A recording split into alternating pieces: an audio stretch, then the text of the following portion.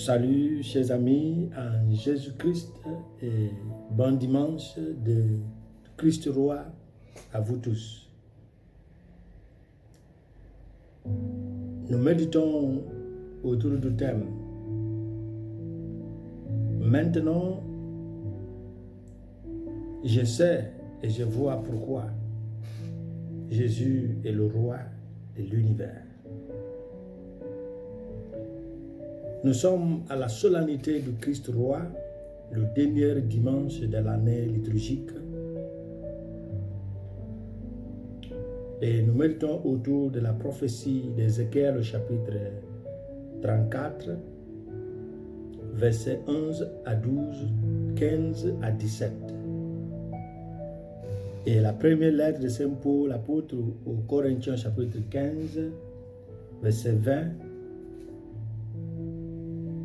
jusqu'au chapitre 16, verset 28. Et l'évangile selon Saint Matthieu au chapitre 25, verset 31 à 46. Aujourd'hui, nous sommes arrivés à la dernière des 4 solennités du Seigneur qui nous aident à approfondir certains aspects du mystère pascal durant le temps ordinaire. La deuxième partie qui commence à partir du lundi de la Pentecôte. Et ces solennités soulignent la centralité du mystère pascal. Et elles comprennent la solennité de la Sainte Trinité, la solennité du corps et du sang du Christ qui s'appelle le Corpus Christi, et la solennité du Sacré-Cœur de Jésus, et enfin aujourd'hui la solennité du Christ roi de l'univers. Par cette dernière solennité, nous nous plaçons sur la direction de Jésus qui est notre Maître et Seigneur. Alors, sa royauté est celle du service, puisqu'il a donné sa vie pour nous et continue de nous accorder toutes les grâces dont nous avons besoin pour vivre une vie bonne et sainte. Cette fête nous rappelle que nous sommes appelés à vivre dans une attitude de service envers tous. Et à propos de cette solennité, communément appelée la fête du Christ roi, cette fête est un ajout relativement récent au calendrier liturgique occident, ça veut dire l'Église romaine, instituée en 1925 par le pape Pie XI. En 1970, son observance catholique a été déplacée au dernier dimanche du temps ordinaire, ça veut dire aujourd'hui.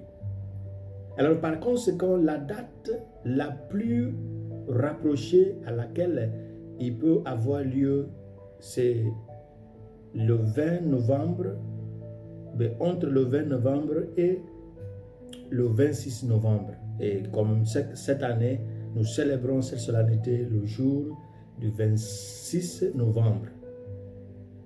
Et c'est cette fête qui clôture l'année, plus quelques jours de la semaine du 34e dimanche qui ouvre maintenant à partir de samedi soir, la veillée au soir de première semaine, du premier dimanche du temps de l'Avent.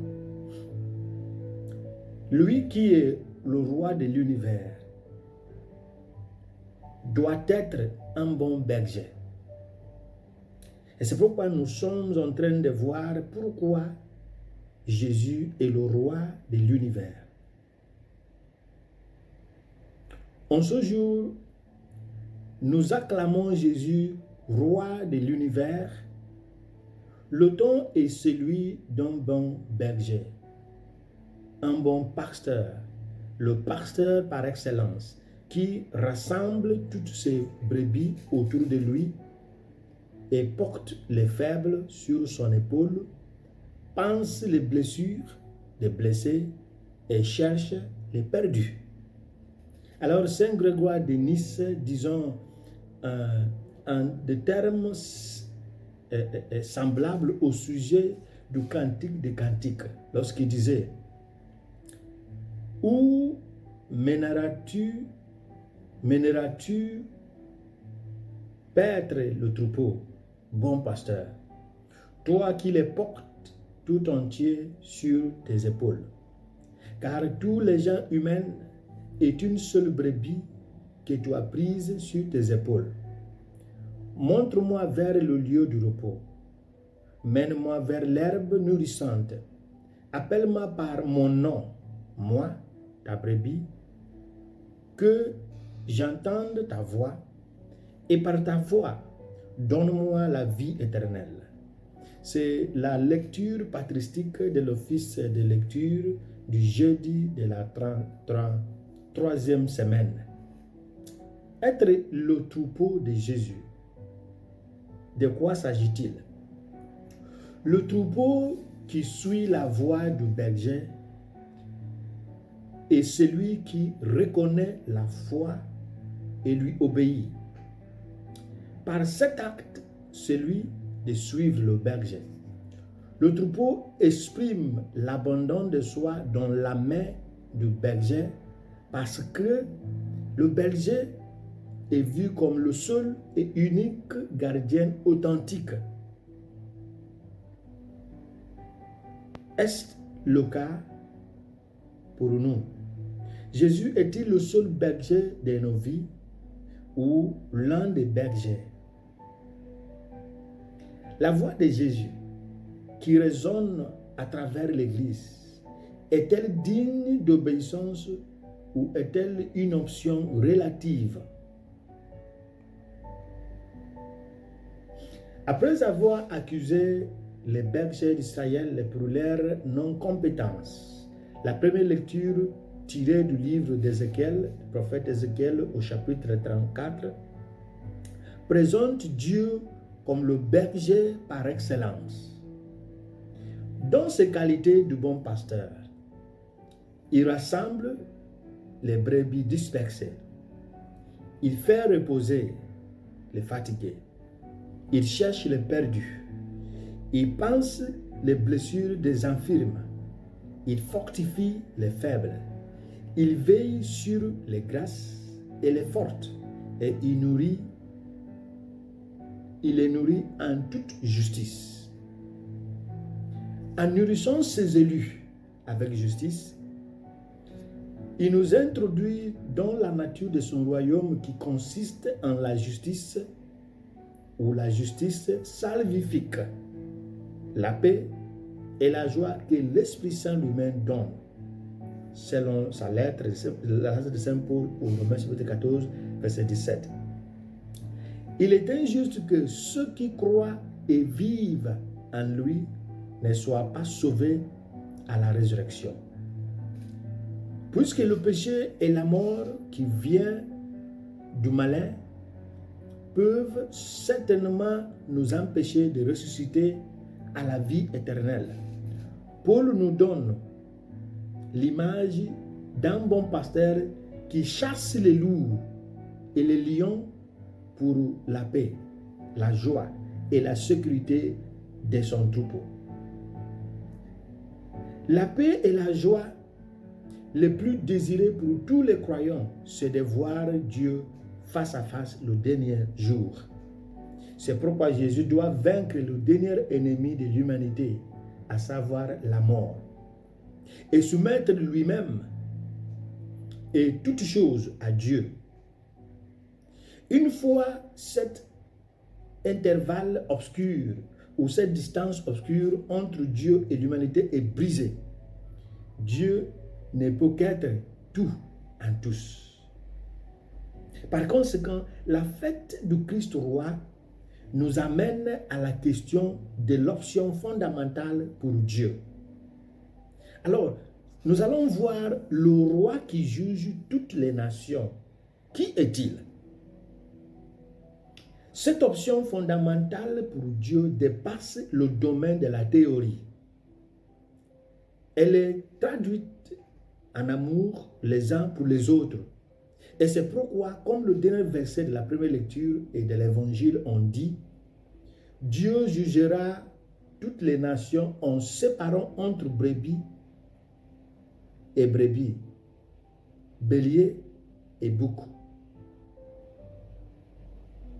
L'assemblée de toutes les nations pour le jugement est un signe que Jésus est le roi de l'univers, parce qu'il faut celui qui possède ce qu'on appelle en grec les ousia, ça veut dire l'autorité de gouverner, et aussi le dynamis, la force intérieure pour rassembler toutes les nations, selon la lettre de Saint Paul aux Éphésiens chapitre 1, versets 19, 20 et 21.